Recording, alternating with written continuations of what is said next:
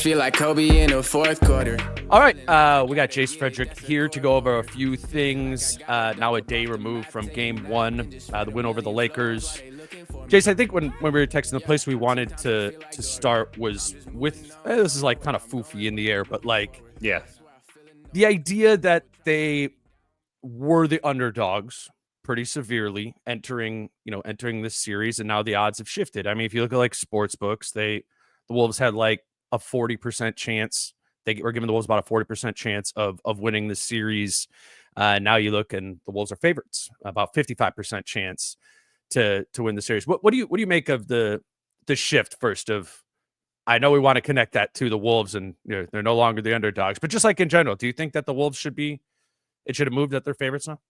Yeah, I think so. I mean, because it wasn't like it was this overwhelming, Lakers, the Wolves are 20% favorites. And I mean, 20% to win the series, and then they win one game. And now it's like, oh, now they're 60.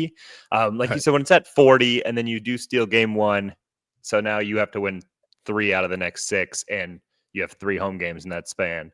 And you won game 1 so convincingly, where you do see some repeatable aspects to it. I think that makes a lot of sense. Like, I mean, yeah, that's what is the repeatable part, right? Like there's now a pathway that you see. For me, I was entering the series, thought the Lakers should have been favored by as much as they were, if not more. But I said at the time, it was like game 1 was going to shift it a lot for me. If the Wolves did, what they did in game 1, I was like, okay, yeah, then I can really move to this being a series that the Wolves can handle. And conversely, if the Lakers would have won game 1 and they were tapping into all the problems that we thought, we needed to see game 1, I think, in this series to have an idea. And obviously nothing's certain, and it's 55%, whatever. But a shift for sure makes sense, even if you have the Lakers favored to win tonight. Yeah, I totally agree. Tomorrow night. Tomorrow night. Yeah, it's when it like, because I think even a lot of people who picked the series, and a lot of it's for like the Timberwolves, the idea isn't the players. The idea is not, hey, the sportsbooks say we're the favorites. I don't think guys care that much about that. It's when they're like watching ESPN, looking at tweets with like the graphics of here's who all the people picked. It's like Lakers, Lakers, Lakers, Lakers, Lakers. That's what they see. That's what they see the clips of. That's what they hear about. That's what people tell them. That's what matters. That's what maybe provides some motivation. And I think that motivation is kind of something that really drives Minnesota. Always kind of has been that, oh, nobody believes in us kind of thing. And so I do think that when that starts to shift, when especially today, first take, whatever, it doesn't matter. Anything is like, hey, wow, look at the Wolves. Wow, they dominated the Lakers. Wow, they made the Lakers look old, whatever, unathletic. Sure. Like, wow, look at what they did to LeBron James. Look at Anthony Edwards. Oh, look at Jaden McDaniels, all this stuff. And now the talk shifts to like, wow, the Wolves are this amazing team. And they look to have like the Lakers number, and what can the Lakers possibly do against this? That's the stuff that I think kind of hurts Minnesota when they consume it. And the funny thing to me, and we'll get into this, is that I think the players all realize that it hurts them. And like, not necessarily like they even know what to do about it or how to block it out. I think they're very much in their heads. The quotes that they give, and we can go over some of those, the things that they say tell you like, we are a better team when big people don't think we're good. We absolutely are. And it is the opposite when it starts to shift. Like, and there are numerous examples of that. And it's what makes this team so difficult to analyze, critique, predict, because it kind of always depends on what mindset they come out with. And certainly there are some X and O's things, and there are some like, hey, here's strengths, here's weaknesses. But so much of it is like, what mentality do they bring to the game?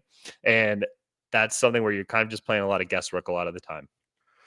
So this is a clip from Jason and I were texting about this. Hey, like, can we find this clip? Because it was Rudy talking about this exact idea about 3-4 weeks ago, and relating it to last postseason too, where they were underdogs until they weren't underdogs, and then when they weren't underdogs, they lost. So here's Rudy.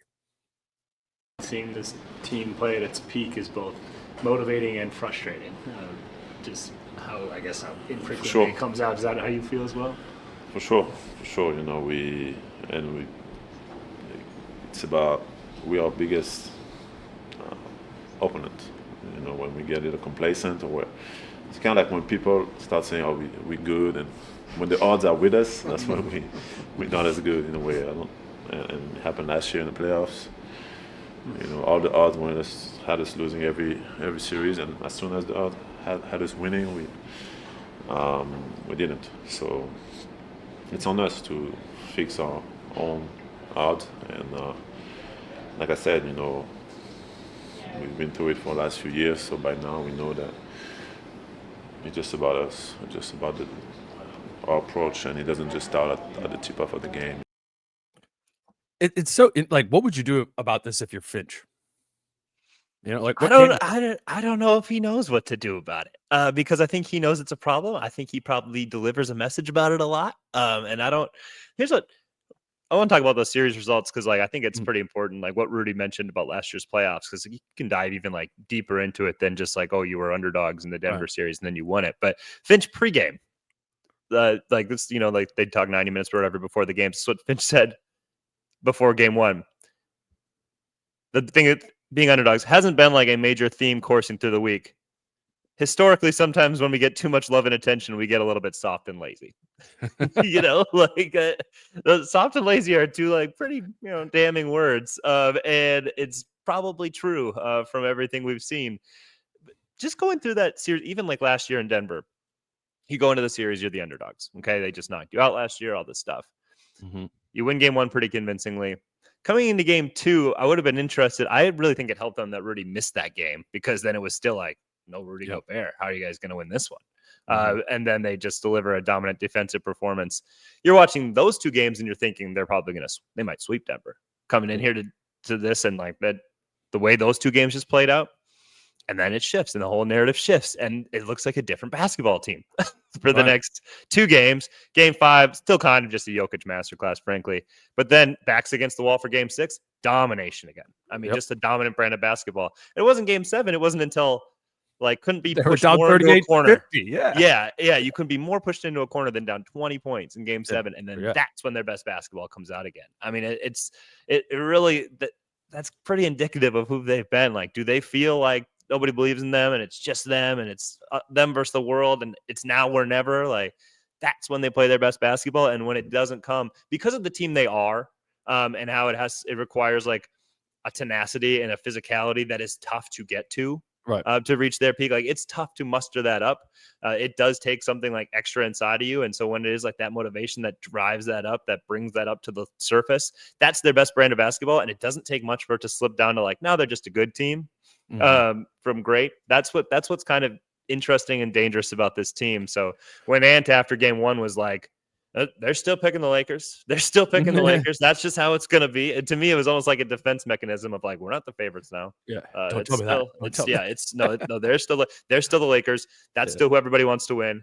That's still favorites. It's still just us. That was just one game. Nothing shifted. Yeah. It's with a lot of different things. I've found myself out here, having conversations with people, and we start being regular season Wolves or playoff Wolves, right? About approach to a game or something that Randall or Edwards or whoever will do. And I'm glad you went into the details of game 5, because generally speaking, I think we've glossed over it of oh yeah, but in the playoffs, Ant is normally dialed, and that's the overwhelming narrative of it. But the reality of the situation is we've seen slippage from this team in the postseason as well, also directly correlated to what the size of the task is. You do have a lead in the playoff series. The size of the task to win it is less. It's the same thing when the Wizards come to town on a Tuesday. The size of the task to get the job done in the regular season is not as big, but it's still a task, and so to that end, I think whatever we name that, there is a connection to the regular season Timberwolves and the playoff Timberwolves, or has been in this kind of more recent era of the team. And it's extremely difficult to know what to do with, because they could have the mentality tomorrow night for game 2 of we are still the underdogs. We are here in LA, and that could come out and that could show again. But will you get the alternative? Will you? You don't need to win that game. So Yep. the urgency, it's can you manufacture the urgency when it doesn't exist? You know, like there, you if you don't win that game, you are still in a really good spot for the series. But can you manufacture it of like, man, if they win this one, like, you know, whatever, nobody picks us to win this game. Like, there's no way we can win this. It's Luka, they'll figure it out. LeBron, all these people just think game one was a fluke. We just shot well, whatever. You know, like, can we prove otherwise? Like, it's manufacturing it a lot more. But can you do that? Because without urgency, it is just hard to play this, like, I don't know, like the way they play defensively, how physical they are, how much they push the boundaries of like the way you can play defense in basketball in the NBA. Like that requires a lot, and it requires persistence and just like the attention to detail, all of it. And it's hard to get to that spot all the time. So can they manufacture the urgency of it has to be tonight? I don't know if that's the case or not. We'll see that, because it could be. I don't know if I would have thought game 2 in Denver last year. Like I said, I think it helped that Rudy was out. They're like, oh, nobody thinks we can win this one now. But they might be able to do it again. I think it's entirely possible. Hey, when Luka Doncic and LeBron James are on the court, maybe that will just constantly always bring that out in them. We'll that's see. actually a good. That's a good thing to put it. I think it is the defensive urgency, right? That's where you notice it, and it isn't. You're right. It is physicality, but it's just like sharpness, you know. And I was rewatching the game 1, and then like the second half, like the coverages were really clean. And you know, Jaden's like, "Let me get back to Luka," and somebody's like already pre-switching back to the guy that Jaden previously switched on, and Rudy's communicating on the back end. I think it's for sure effort, like physical effort, but it's that mental effort defensively that I think makes the difference. I wonder, related to this, of like potential slippage or anything, the 3 best players on the Timberwolves didn't play that well in game 1. I don't know if it's fair. I kind of lumped Ant in with Gobert and Randall Gobert, Randall, and Edwards all didn't have a really good game. Like Edwards, rewatching it, Edwards was better over the course of the game, and I think found a rhythm definitely more than Randall did offensively. And it really wasn't like terrible, but they're the 3 best players in that game, and they weren't like the reason that they production won it. wise. Yeah. And I wonder how that relates to this, because you can think about it like, all right, we won game 1, we're the favorites now, but we won game 1 largely with our bench and 3-point shooting fostered by the bench. Can the motivation and the focus and practice and stuff in this lead up be about what can we get the main guys here to do? Can we get the Rudy involvement in the offense? We get that force underneath the basket. Can we get the Julius playmaking without the turnovers? And can you get Ant to do what he was doing in the second half? Right away from the beginning of the game. I think that's a little bit of like motivation, because if I'm one of those guys right now, I don't know if I have a ton of belief in the starting group. Right? Like, I think the starting group should still feel like underdogs, if I'm extending that, I don't know, analogy. Yeah, I would say, when you actually look at the plus minuses, the starting group's plus minuses ended up great. And it's because, I think the end of the first half and then the start of the second half obviously was an avalanche, and that blew up a lot of those numbers as well. If I think about like the way I thought Ant had a brilliant second half, not a great first half, but really great in the second half. So it was kind of a tale of 2 games for him in my mind. I agree. In the first half, I was like, Ant was not playing well, but he is really being picked up by others. In the second half, I was like, he figured it out. He found a comfort within it, picked his spots a lot better. I think Finch did a good job saying like, he was overanalyzing to the point where I think it kind of sometimes gets in his head of like, okay, I'm going when I'm not supposed to. Okay, now I'm not going to go. Even when you look at the court and it's like, no, now is the time to go. Like the gap help is not where it is, where it needs to be. You could go here. And he's just overthinking it and then kind of going slow off of it. He found the rhythm and the balance and saw the game much better in the second half.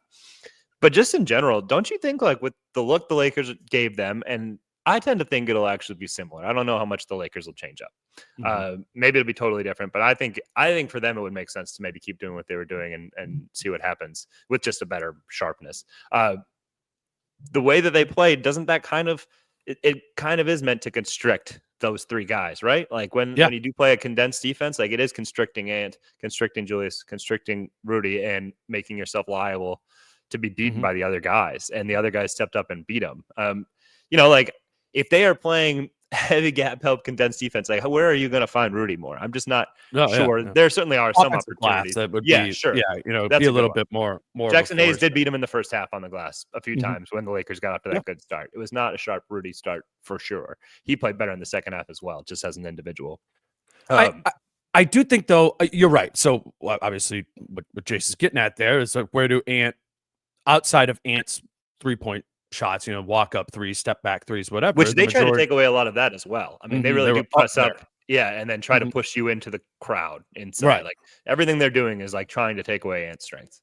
Yeah, it's kind of like the way the Wolves would, try to guard Luka to bring him into, to the middle of the floor in the Dallas series last year, right? Remember, like they would get like way up on his left hip, and they'd be like, "Come in here," and that's that is the Lakers' approach, which is pushing Ant into where the most players are, where he does his work, right? Like downhill force at the rim, Julius downhill force at the rim, physical in the lane. Well, I mean, Julius, I think, is the best example of that look actually taking away his game. Is it was like slow doubles or coming in like digging more, right? Like coming in to get strips, and that was part of the turnovers there. So yes, it boxes and elbows, condensing the defense, tight shell like they did is going to limit Gobert, Randall, and Edwards, which you go, all right, 3 best players on the team, maybe not 3 best offensive players, but 3 best players on the team. We're doing something that limits them. But the Wolves do have this other gear and that one that they are familiar with, Ant and Julius are familiar with. All right, if they're bringing 2 and I'm seeing multiple bodies, like I know Nas is in the corner. I know Jaden's in the other corner. I know Dante's above the break, right? And that's why it is hard to play this team that condensed of a defense, provided the others are hitting their threes out as they were in that game. I think those threes are going to still be open if you're right and they continue to play that way, which I agree. I think they will. The question is, if they don't shoot 21 of 42 from 3, are we even saying it was a bad approach by LA? And we're like, okay, they did take away Julius and Ant's game here, and we would be talking about it as maybe a good defensive approach by the Lakers if the threes wouldn't have gone in. But the Wolves have good 3-point shooters out there too, so I don't know. It's a variance thing. Yeah, and variance is definitely something I wanted to get into in this because specifically when I was looking at it yesterday, it was like felt like the Wolves were making every open 3, and so then I had to look it up. I had to go to NBA.com. They have like wide open numbers there, and the Wolves took 27 wide open threes, which is a big number. It sounds like an amazing number. They did average 20 wide open threes per game during the NBA season, and they made 8 out of 20 on average in the year. They made 19 of 27 in game 1. And I looked up through all of the games, went through every day of the NBA season. Nobody who shot more than 23 in a game made that percentage, made 70% of their wide open threes all year. The Cavs led the NBA in percentage of made wide open threes in the NBA at 42% for the year, and the Wolves made 70 in game 1. The Wolves are a good 3-point shooting team. They made 40% of their wide open threes throughout the year. It's like if you do 40% on 27, you're talking like 11 made threes. You're making 8 fewer. And you can say, like, I liked the rhythm that the Wolves got them in. So I think not all wide open threes are created equal. I think Minnesota had some the rhythm and the movement with which they got. I think those are bound to go in at a higher rate. But if you just say 50 is an incredible number, because it is, now you're at 13 of 14. And that's 5 fewer, that's 15 less points, whatever. So I think that's where, if you're the Lakers, you go, okay, they're probably not going to make that many. That was literally on that volume of wide open threes, the best shooting performance on wide open shots in the NBA this season. Nobody else, I'd think, even who took more than 20 in a game made more than that, but one. I think the Cavs did it on 22 attempts. They beat that number 1 time. Nobody else. And again, teams average more than 22. There are teams that average more than 22 wide open looks. There's a big sample of the Wolves, and that's the best shooting number in the NBA this year. Yeah. So that's where, if I'm the Lakers, I'm going, let's just play it out. That's the case, if they right? if they make, and I think, like I watched some Lakers stuff, and they did like silver screen and roll. They do a nice job, a lot of nice video breakdowns, and I want to talk about Vando later in this. And but it was like, hey, here are some breakdowns that led to some of those. So if they're like, we don't have to shift anything. We can cut out 4 or 5 of these. They'll make this many less. Now, how many points are there at? That kind of stuff. I think they would probably say, we liked what we did with Ant inside. Right. We liked that everything was really hard for Ant when he got to the rim. We like all of this stuff, and we'll just live with it. I don't think there's enough data there for them to just bail on what they were going to do. So Minnesota then also, I think Minnesota offensively will be like, we liked what we did with pace. We like what we did with finding the shooters. Is there anything else we can pick at here to get things that we like better, some easier stuff for Ant and Julius and whatnot? I think that's all in play. So I don't think Minnesota should just settle with like everything we did was awesome. And I don't think the Lakers will be like, we got to scrap this all. Let's grab our first break here. Today's show is brought to you by Adriana Lonick at Coldwell Banker Realty. And if you want to buy a home this summer, you need a realtor. You want to sell your home this summer, you need a realtor as well. And we would love it if you are getting into that process, if you got that process started with Adriana at Coldwell Banker Realty. Her website is thedancingrealtor.com. You heard me talk about that many times. Number is 715-304-9920. We'll still, if you book a free strategy session, we'll still be giving away tickets for those of you who do book like a lottery, for those of you who book free strategy sessions to a Wolves game. But this is really where buying or selling a home starts. She's licensed in Minnesota and Wisconsin. So just start with that free strategy session with her. Again, you can go check out our website at thedancingrealtor.com or by going to 715-304-9920. Like I said, mention this podcast when you contact them and get entered to win a pair of free Timberwolves tickets when you do book that consultation. Today's show is also brought to you by Prize Picks. And I was this morning looking at some of the new numbers on here. I'm actually in the boat that I think they maybe go to Jackson Hayes a little bit more in this series and in game 2. His number is 6.5 points plus rebounds plus assists. I think he still has a role. And even if it is, even if he does just only play like 15 minutes, I like the odds of him being able to do more than that. Nikhil only had 1 rebound in game 1, but did play 20 minutes. I think it's likely that he does play a 20-minute a game role in this series. So I had him more than 2.5 rebounds. Did you look up anything, Jace? Yeah, I have Mike's is like a demon on 1.5 threes. And I know, like, we always talk about minutes. I don't know, like, especially the way the game played out, but like, he just shot it at such a high rate that I think that is a good bet to take on, like, hey, if I'm going to get a boosted payout on this, I'll take it. I like that. And to put together a lineup, you do need to use players from both teams, so you can use that Mike or Nikhil and throw that Hayes one in there. But for the Wolves games, if you have I really do think a lot of this in the playoffs, which is kind of fun. It's just about trying to think about who's going to play a lot in these games, or for less thans, who do you think is going to get actually played off the floor and go in that sort of way. So we'd love it if you played at prizepicks.com or on the Prize Picks app. A lot of promos going on throughout the playoffs. The main one with us is if you do not have an account and you sign up using the promo code Dane, they will credit your account with $50 when you place your first $5 lineup. So this is we wanted to talk about shooting variance. Let's kind of tie this in to the bench and the way that bench group did play, because I thought there was some interesting things about who played with the bench. And like, again, my mind leaving the game is Ant didn't play well, and as well as I think I would say now. And it was because I was so like, the game turned because of the bench when Ant wasn't out there. And it felt like the bench played well because Ant wasn't out there at that time. And I think that was true. At that time in the game, in the second quarter, when they started out on that run and they had Reed, Randall, McDaniels, Alexander Walker, and Conley out there, I think that group played well because they were moving it. They were spreading it, ball and body movement that Ant was not doing in the first quarter there. Ant then in the second half kind of got on board and started playing that way as well. But there's a thing with the Reed and Randall lineups, right, Jace? Like those have worked this season. They've been offensive groups, lesser defensive groups. But I was looking it up, and during the regular season, when it was Reed and Randall out there at the 5 and the 4, and Ant was out there, the net rating was plus 1.9. If you look at Reed and Randall out there and Ant isn't, the net rating was better it was plus 2.6. I mean, that's not a huge difference there. But now you're showing that the ones that when he's not out there must be like over 3. No. That's what I'm saying. That is with him not out there. Reed plus Randall plus no Ant is Gotcha. plus 2.6. It's better. It's better when Reed and Randall are out there with no Gobert, and Ant is also not out there.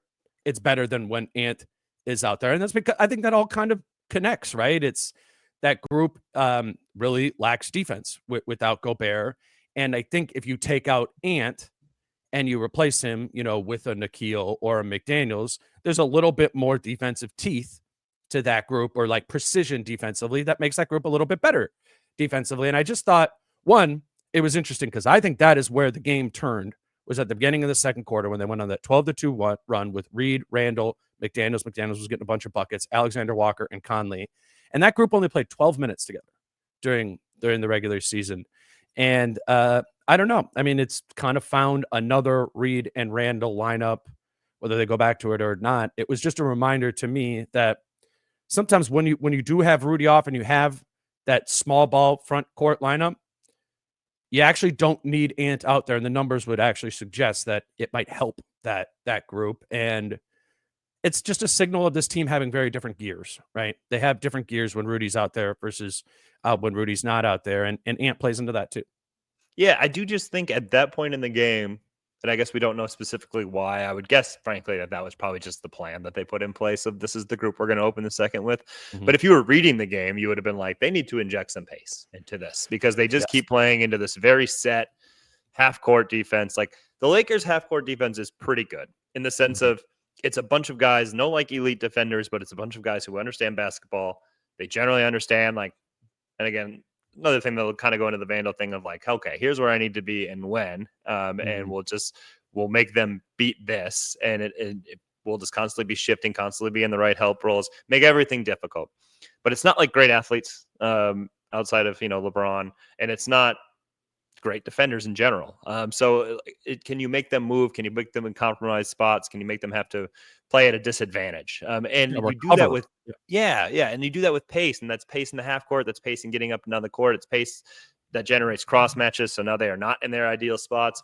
All of these kinds of things. And Randall likes to play with pace, and Nas likes to play with pace, and DiVincenzo likes to play with pace, and they get up and down. And Ant does. When it isn't supernatural or obvious, Ant will sometimes often slow it up and survey. And that just kind of happens. And a lot of great players do that. But that's why you see a lot of second units play faster, because they know that's not in their DNA and that's not what's most advantageous to them. And I just think like the way the Minnesota got up and down, that opened up a lot of things, because even then when they were in the half court, when you're doing so much running, you're just like, it's constant motion, which makes it really tough to just play like you're set, sink your teeth in defense that the Lakers wanted to play, where it's very obvious. Okay, now the ball went here. Now we shift this way. Now the ball goes here. Now we shift this way. When it goes boom, boom, boom, boom, boom, they're just constantly going to be out of position. And I think that just generated a style of play that Ant could then sub back into and continue. And now like, okay, now our best player is also doing that. Now we're really hard to defend.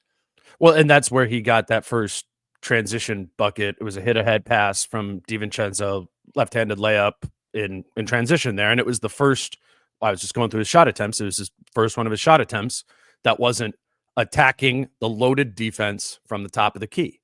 And which Ant can do. And he can pass out of it and do that. But that's the thing with this team. And for a long time, why, the pace and the lack of transition, I think, has bothered the both of us with this team, is because it's just such an easier, it's something Ant is so gifted at being able to do, that if his teammates put him in those, I mean, it was as simple as Dante getting a defensive rebound in stride up the court, and just going with him and everybody following him, or Ant maybe being above the break and on that one, and then it's just a head pass layup. Like if Ant, to your point about the Lakers defenders, he's so much faster than everybody, that's out on the floor, that if you could put him in any sort of situation with space, here you are in an advantage. Every time you get back into the half court offense, they're going to get back into their half court defense, and Ant's space to do those type of things are gone. It was about movement, just up the floor. It doesn't even need to be like fast breaks, just semi-transition, where they just can't be set and loaded, and then Ant's going to get better offense that way. Yeah, if you are coming down the court and you're ready to start your possession and the fifth Lakers guy is just getting into his position, like that's just not a set defense as you start your movement, where so often, and especially in like the first quarter, they would come down the floor and they wouldn't have made a pass within the first 12 seconds of the shot clock. And it's like, okay. So now the defense is dictating all terms of where they want the ball to go, everything, because they know there's only like 2 moves you can make off of it. And it's just so much harder to play that way. And that's where it's just like now they can just use their brains. And like the Lakers are a smart team in general of what they want to do. And now you're really playing into their hands, and you're probably taking a shot you don't love, or you're making a pass that isn't really there. And that's how you get, yes, the Wolves were probably like nervous, excited, whatever, to start the game, but they were also just playing way too slow. And I think they kind of boxed themselves into some tough spots there. Yeah, it was. I mean, generally speaking, right? Naz Reid had 17 points in the first half because whenever somebody could get to the middle of the floor and they were loaded up, he's open for a corner 3, right? Or he's open to catch an attack and do it in that sort of way. I think the Lakers could run the same defense, right? The same loaded defense, but just with a little bit more like awareness of what that guy, just be like, hey, Austin Reeves, like be cognizant of who is in the corner here. And yeah, we said our plan was boxes and elbows all the time entering this series, but we want you to let go of that a little bit. Be more willing to run Nas off the line or Dante, make them at least do the pump reposition 3. And I think that the Lakers can and would be able to do. That's what the Wolves are going to need to read, right? Is how much have they allowed the shell to flex? Is it still just hard and fast, the lane? If so, keep kicking it to Nas. I don't think they will have that same shooting variance be damned, like same willingness to give the openness of the threes that they were given there. And that puts that second unit for the Wolves into half court offense. And if Ant isn't out there, as great as that group was, I don't love the idea of Reed, Randall, McDaniels, Alexander Walker, and Conley being like, all right, let's do 9 straight possessions of half court offense. What's that going to generate for them? That's why that group needs, provided LA has a better defensive plan, that's why that group needs to be playing faster, because I think they do have a good defensive game plan for when Ant isn't out there, if that makes sense. And that's why we talk about the shooting and everything. I really do think it all comes back to the defense, because it is still hard to run when you aren't getting stops. It just is. There are certainly teams that are more comfortable playing with some pace, pulling the ball out of the hoop, but you are not getting the same looks. And it doesn't come nearly as naturally when you are pulling it out and inbounding the basketball, especially not to a team that generally doesn't run.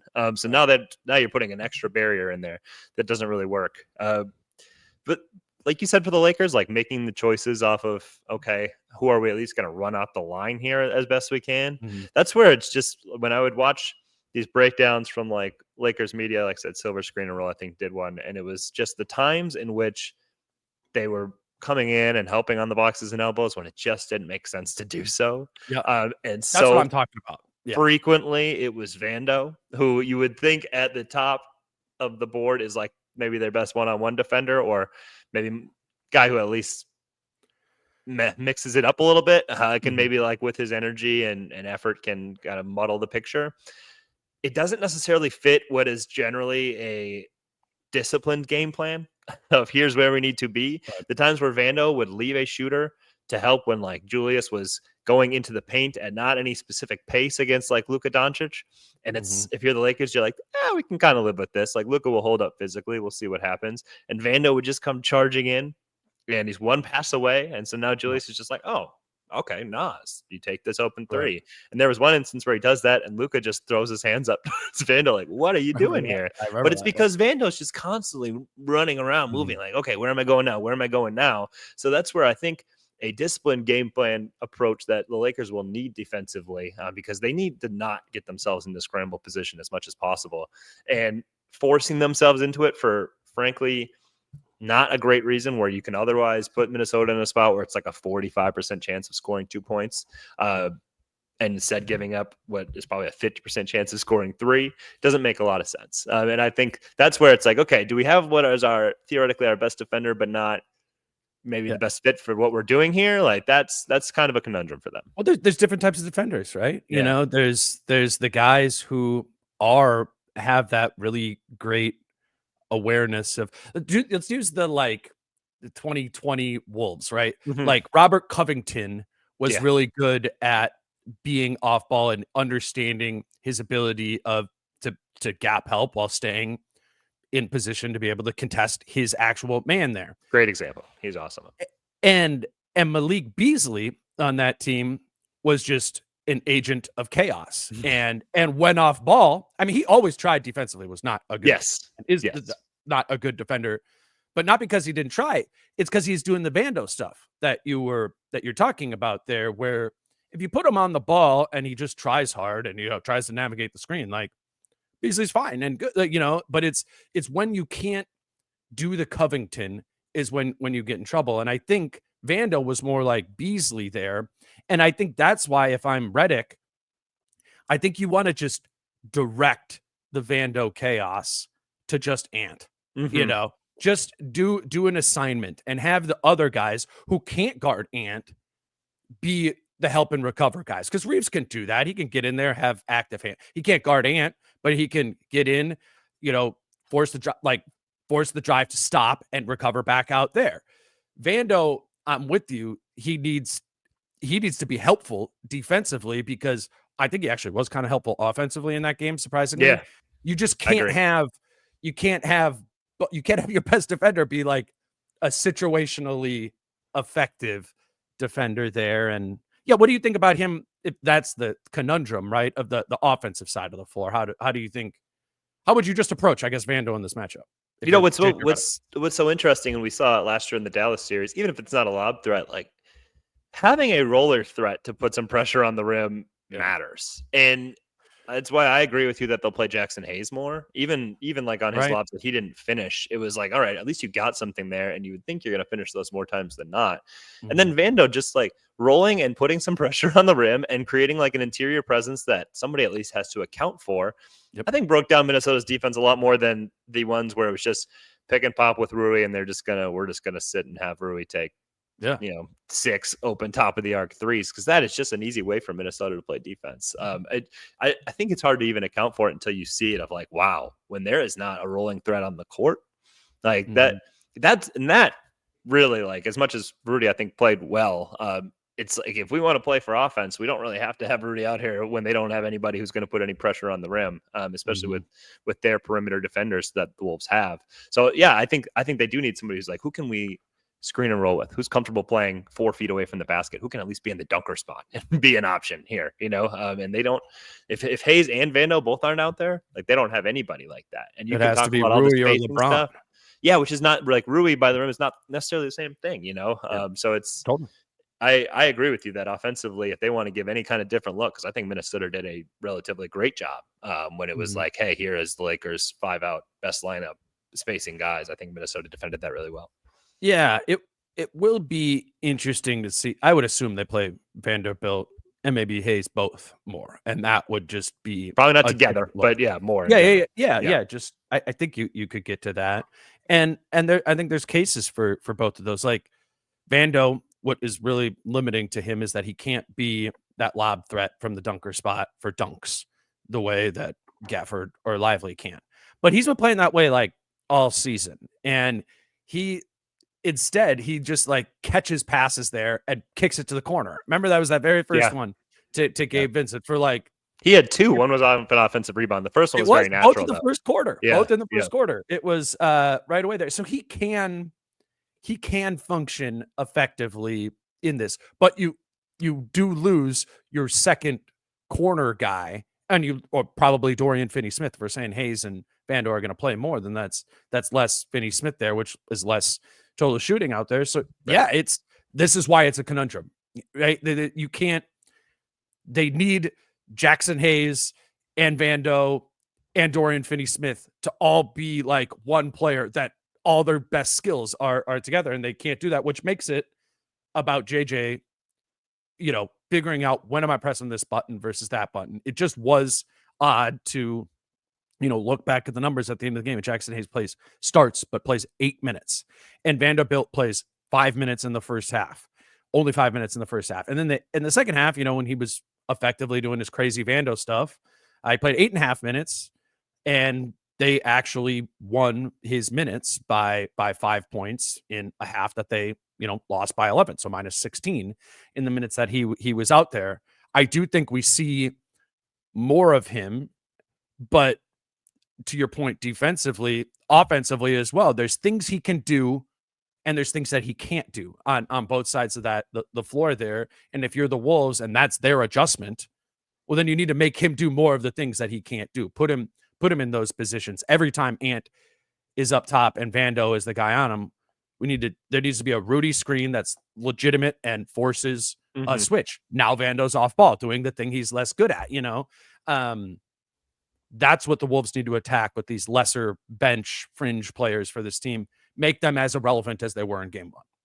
Yeah, it's like when Hayes isn't out there and Vando isn't out there, that's when it's like, who is the only person who's occupying any space ever for the Lakers offensively within 10 feet of the hoop? And it's Luka. It's Luka plotting his way into there, and that's about it. And I think that's why you saw offensively when Luka wasn't on the court, they were kind of a train wreck in general, especially in the first half. But for the game, it's like, well, we're not putting pressure on the rim in any way, shape, or form here. And it's really hard to play offense that way.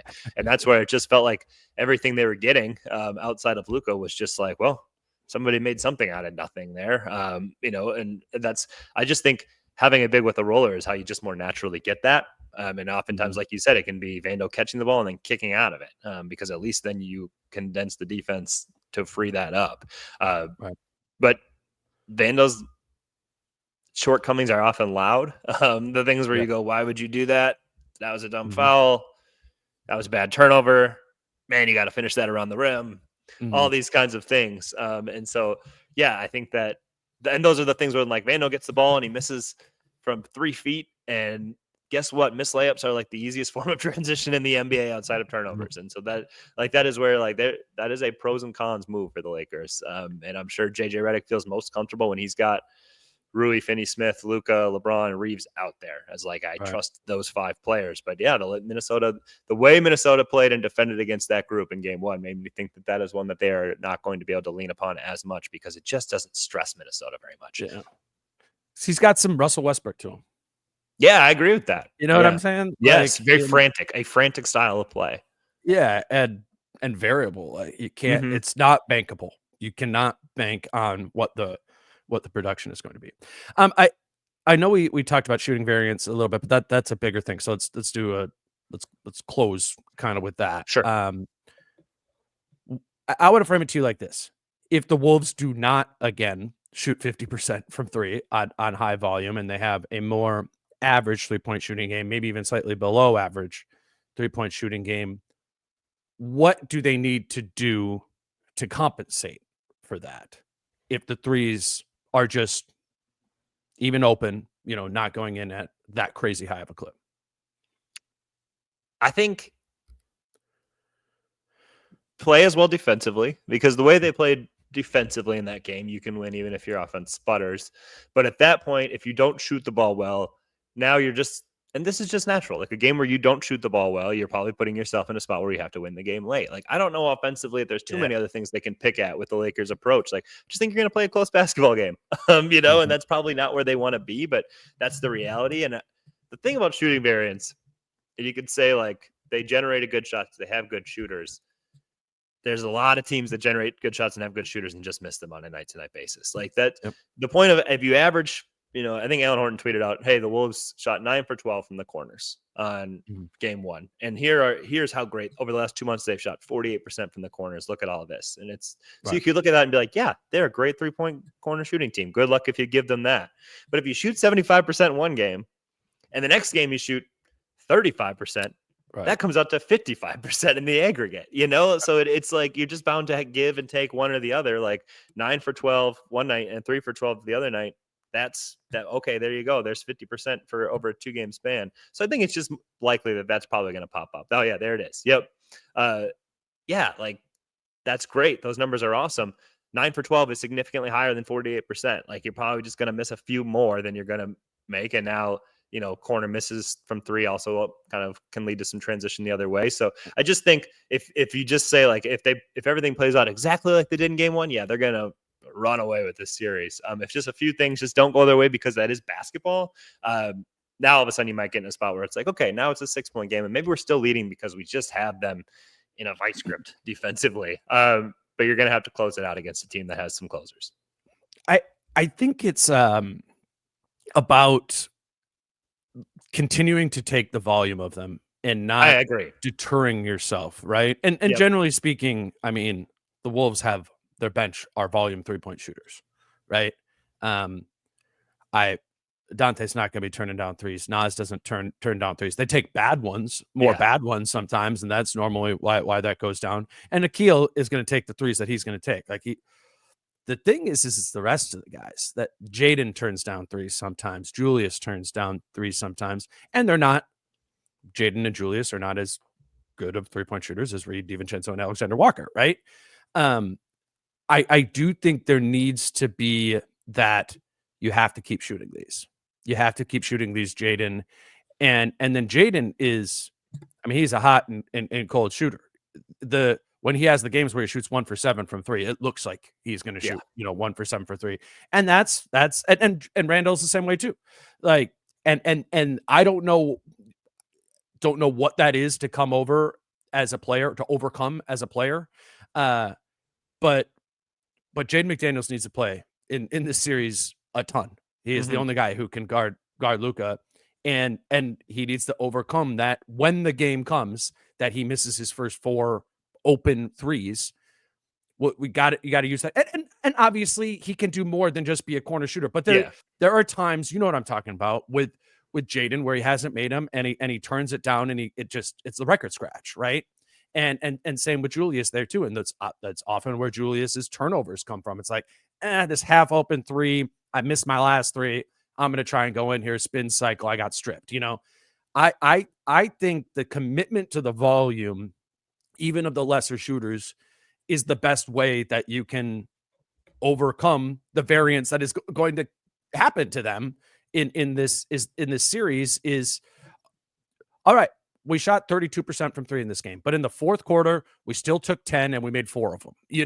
We didn't stop. They can't stop doing them because this defense is just daring them to do that. Ant is not going to, if the Wolves have a bad shooting game, Ant's not just going to be able to take over and get to the basket if the Lakers are playing that way. It is designed to take that away. We know that the 3-point shooting surrounding them, it just has to be there.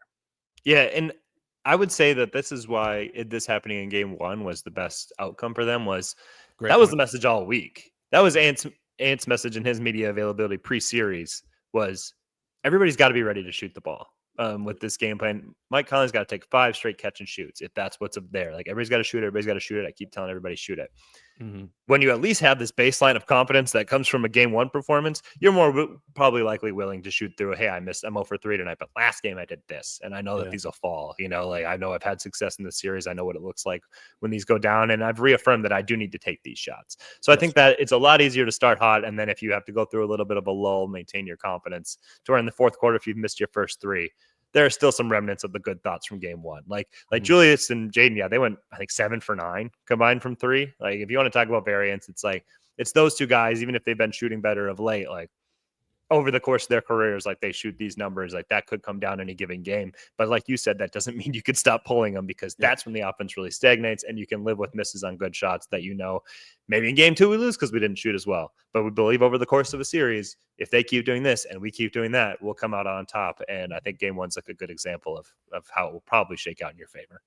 Yeah, it's play that group with when Randall and McDaniels are out there, the starters.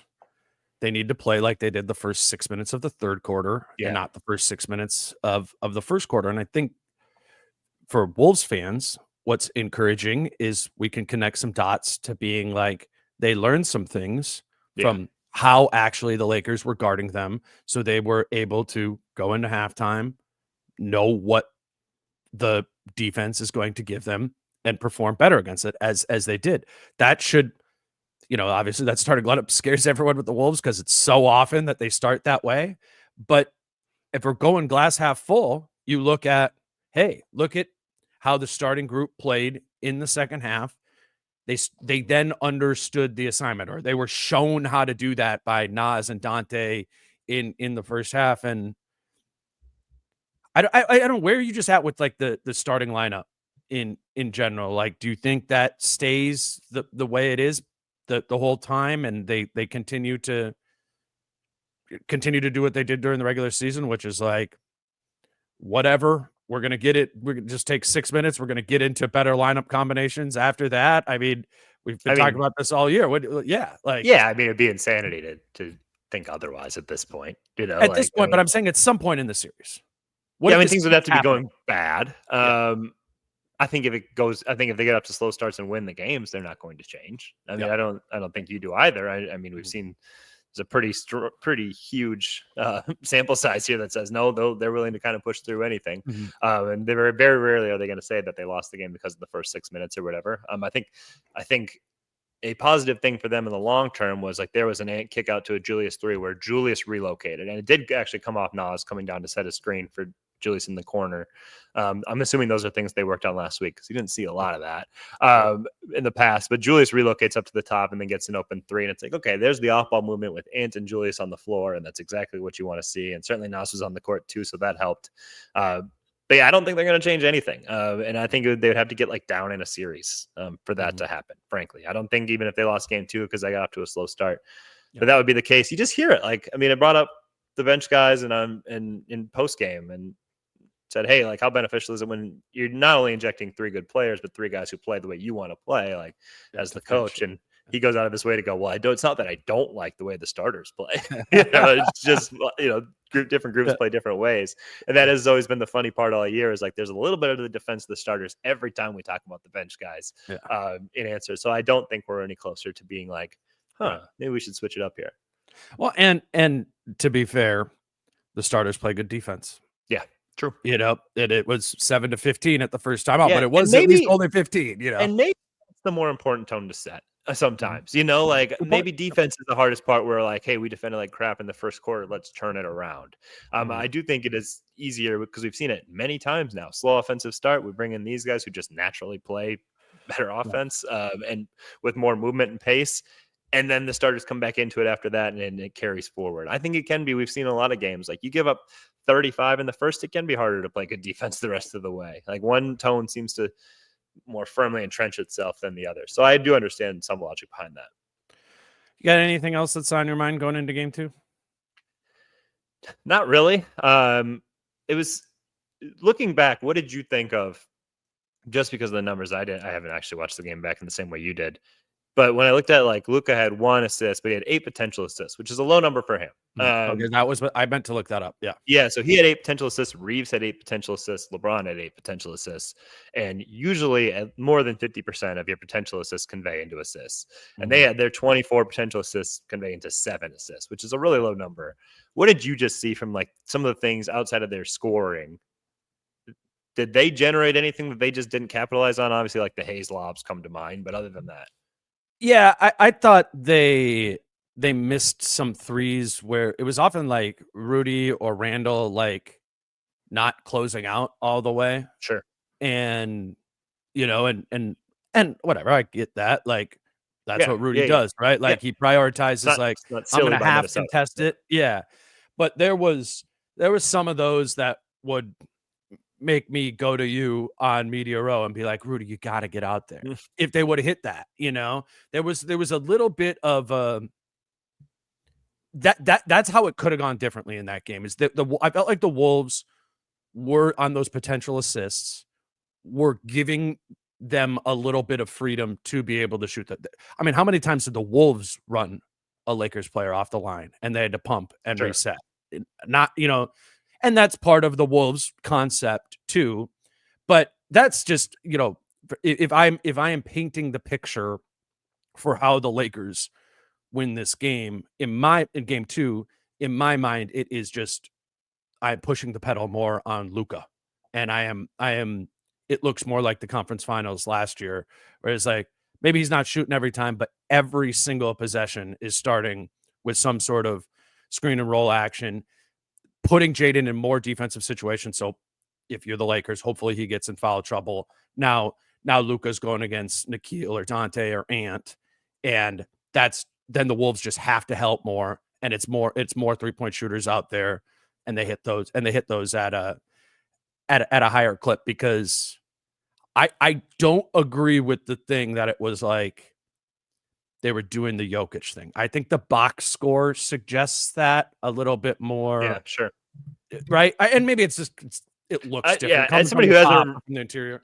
you've rewatched it. I think Yeah. rewatching is where I learned the most things, and I haven't done that. Yeah. And so like I would lean upon you for that. Like if you say that, I agree with that. The one thing about leaning more into Luka, and this was JJ Redick's post game. So again, that's before he's dived into the tape and maybe found things that he likes or doesn't like. But he talked about how the first quarter was a lot of Luka, and he's like, and that's always good offense for us. But then these other guys don't touch the ball, and that's very much like the Ant story that we've seen here. Sure. Ant, and in the past, even some Cat. Like it's like, okay, but it was all that guy, and then they lose a lot of those games. Like I'm writing some of this today, like because when JJ said that, I was like, yeah, that's something that the Wolves can't get into either. And when Ant took 9 or more first quarter shots this year, the Wolves went 2-6. And I think that's something where it's kind of a thing in basketball. So I think the Lakers might have been like, Luka was great, but nobody else got any kind of rhythm in the first quarter. So I wouldn't be surprised if you saw almost a little bit more variety, where I think what you're talking about is definitely the most effective That's just thing optimistic. That's just like, Yeah. you're right. I mean, and obviously JJ knows the team, but it's like, I think if that's what he said, and that's what they do, it's just being very optimistic that Reeves can do a lot more than he did, that LeBron can do a lot more than he did, that those shooters can do more than they did. I agree with you. I'm just saying, like, I just would reading run off the of ball, that, man.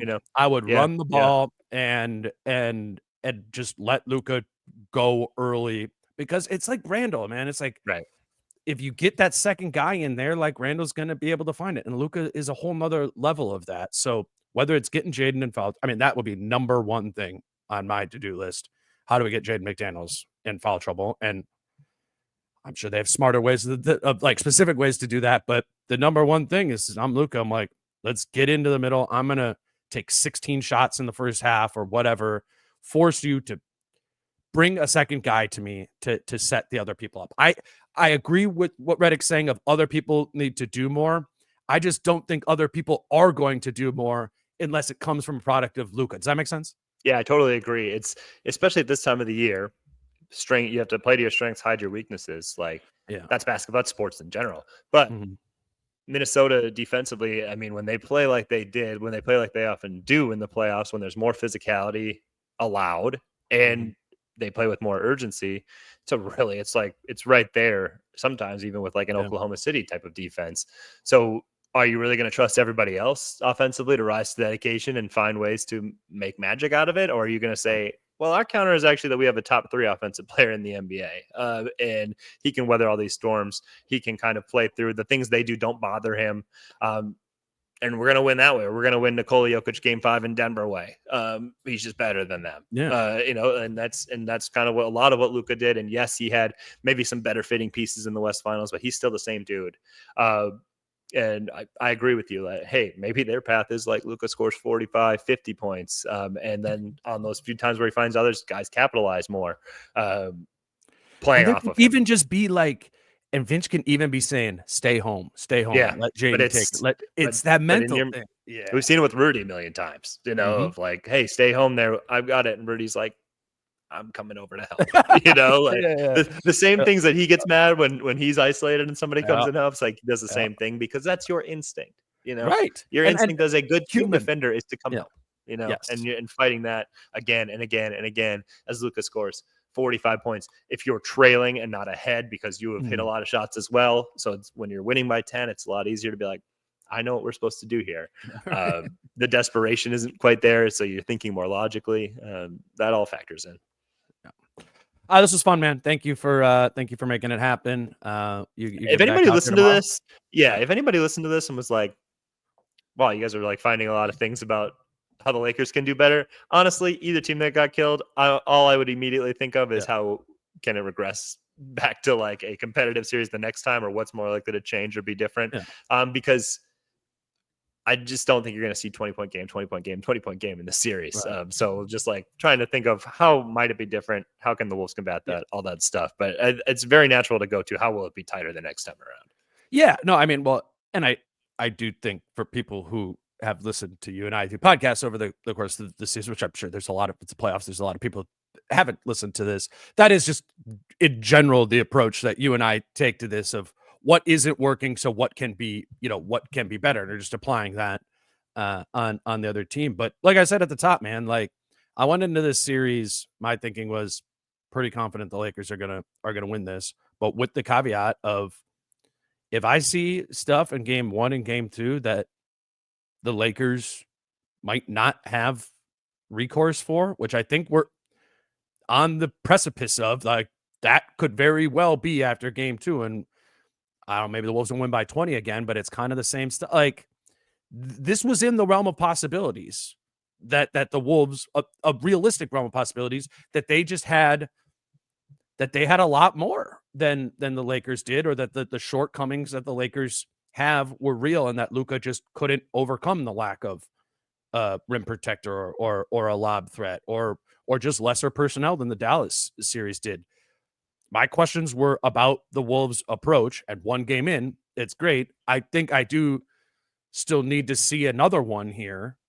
Whether that maybe that doesn't need to be in Doesn't game have 2. to be Maybe it 2. can be Doesn't game have to 3. be 2. I agree. Yeah, right. Like, but I was very open to my mind shifting over the course of the series, and I think that's just the way in general. We like you and I have talked about this before too. Like I'm much more interested in all of the experts' picks of a series after they've seen a game.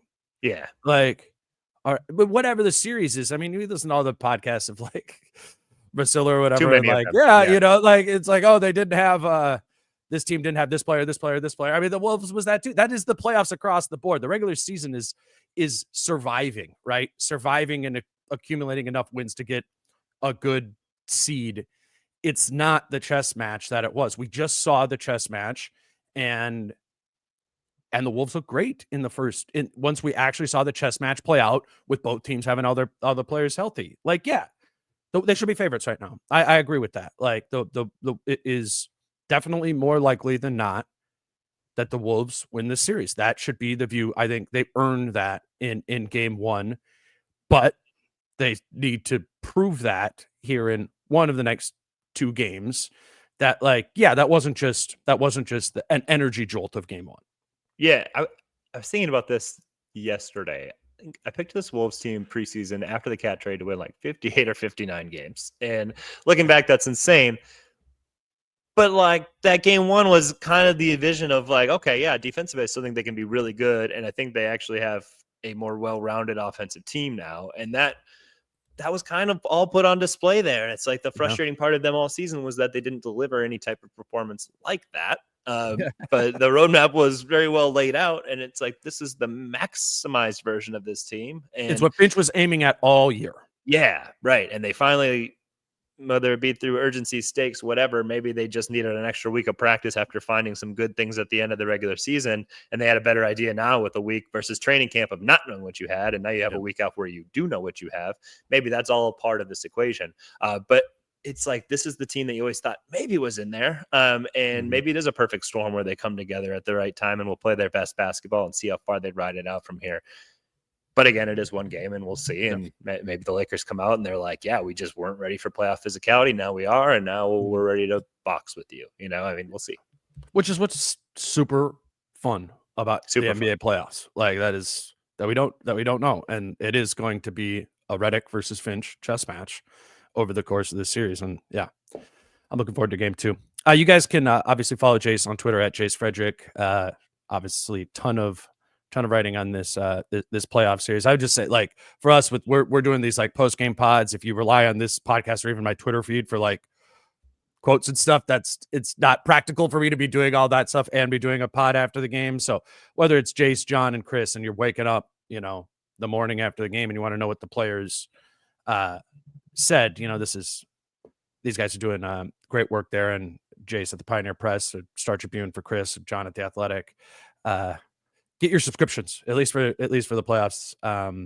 Just take a 1-month deal. They're all like Yeah. $1 for a month. Pretty much all of them. Right. All of them. Yeah.